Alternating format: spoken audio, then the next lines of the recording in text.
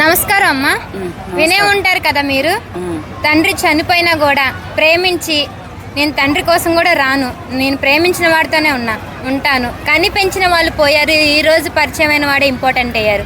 ఎందుకని ఇట్లా నడుస్తుంది సమాజం? చెప్పాను ఇంతకుముందులో పెళ్ళిళ్ళు ప్రేమలో నిలబడమని చాలా ఇంటర్వ్యూస్లో చెప్పాను నేను. కానీ మరి ఈ అమ్మాయి కళ్ళు ఎక్కడ మూసుకుపోయినాయో నాకు అర్థం కాలేదు. ఆ తండ్రి ఒక్కసారి 20 ఏళ్ళు కనిపించిన తండ్రి కంటే నీకు ఒక 2 నెలల క్రితమో 20 నెలల క్రితమో పరిచయమైన అబ్బాయి ముఖ్యమైపోయాడా? తండ్రి విలువ లేదా నీకు?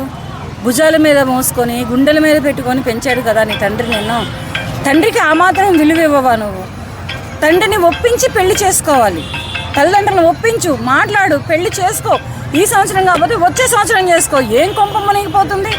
నేను ఒక్కసారి నీతోటి మాట్లాడదానమ్మా అని తండ్రి అడిగితే ఆ తండ్రి మాటలని నిరాకరించి, ఆ తండ్రి మాటలని ఖండించి ఆ అమ్మాయి వెళ్ళిపోయింది అంటే ఆ తండ్రి ఆ గుండె కోతని తట్టుకోలేక, ఆ ప్రేమని చంపుకోలేక, ఇక నా కూతురు నాతో మాట్లాడకపోతే ఇక నేనెందుకు అనే ఒక మనోవేదనతోటి అతను ఈ లోకం విడిచి వెళ్ళిపోయాడు. ఈ విషయం చాలా అంటే చాలా బాధాకరమైన విషయం. ఇంతకు ముందులో కూడా తమిళనాడులోనో కర్ణాటకలోనో ఎవరో ఒకసారి ఇలాగే అమ్మాయి వెళ్ళిపోతే తండ్రి కాళ్ళు పట్టుకున్నాడు. వెళ్ళొద్దమ్మా, నీకు ఎలా కావాలంటే ఎలా చేస్తాను, అందరి మధ్యలో చేస్తానమ్మా, వెళ్ళొద్దమ్మా అని కాళ్ళు పట్టుకున్నాడు. ఆ కూతురు కూడా ఆ మాట వినకుండా ఆ ప్రేమించిన వాడితో వెళ్ళిపోయింది. వీళ్ళకి తల్లిదండ్రులు ముఖ్యమా, ప్రేమ ముఖ్యమా అని అంటే ఇటువంటి బ్రెయిన్లెస్ అమ్మాయిలకి ప్రేమే ముఖ్యమవుతుంది. ఇలా ఇప్పుడు మీరిద్దరు సరే తండ్రిని చంపావు, నువ్వు వెళ్ళి అతనితో ఉండిపోయావు, అతను నిన్ను బాగా చూసుకుంటాడని గ్యారంటీ ఏంటి? ఒక 2 పిల్లలు పుట్టిన తర్వాత మీ ఇద్దరి దగ్గర మిస్అండర్స్టాండింగ్ రాదని గ్యారంటీ ఏంటి? ఇద్దరి మధ్య క్లాషెస్ రావని గ్యారంటీ ఏంటి? ఇద్దరు కొట్టుకొని తిట్టుకొని విడిపోరని గ్యారంటీ ఏంటి? అప్పుడు నిన్ను చేరతీసేది ఎవరు? నీ పిల్లలని నిన్ను చేరతీసి హక్కున చేర్చుకొని కడుపులో పెట్టుకునేది ఎవరు? నీ తల్లిదండ్రులు. నీ తల్లిదండ్రులే నిన్ను మోసేది రేపటి రోజున. కనిపెంచిన తల్లిదండ్రులే రేపటి రోజున నీ లైఫ్ మొత్తం మోస్తారు. నీ జీవితంలో ఎక్కడైనా బై స్టెప్ అలా రాంగ్ వెళ్తే, ట్రాక్ తప్పిందంటే తల్లిదండ్రులే దిక్కు. ట్రాక్ తప్పకుండా వెళ్ళిపోయావు అనుకో, నీ అంత అదృష్టవంతులు ఎవరు ఉండరు.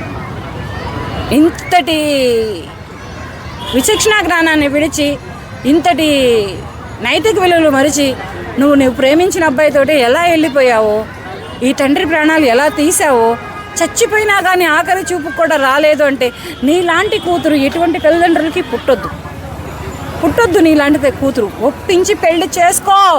ఒప్పించకపోతే కాళ్ళు పట్టుకో, కన్నీళ్ళు కారువు, కళ్ళ వేళ పడి ఒప్పించి పెళ్లి చేసుకో. బిడ్డకు మించినటువంటి తల్లిదండ్రులు ఎవరు ఉండరు. బిడ్డ సంతోషానికి మించినటువంటి సంతోషం ఏ తల్లిదండ్రులకి ఉండదు. అది చేయకుండా ఇది చేసి ఈ తండ్రి గుండె కోత మిగిల్చి ఆ భార్యకు భర్తను లేకుండా చేసావే, ఇది కరెక్టా? ఇది న్యాయమా? ఇదే శిక్ష రేపటి రోజున నువ్వు అనుభవిస్తావు.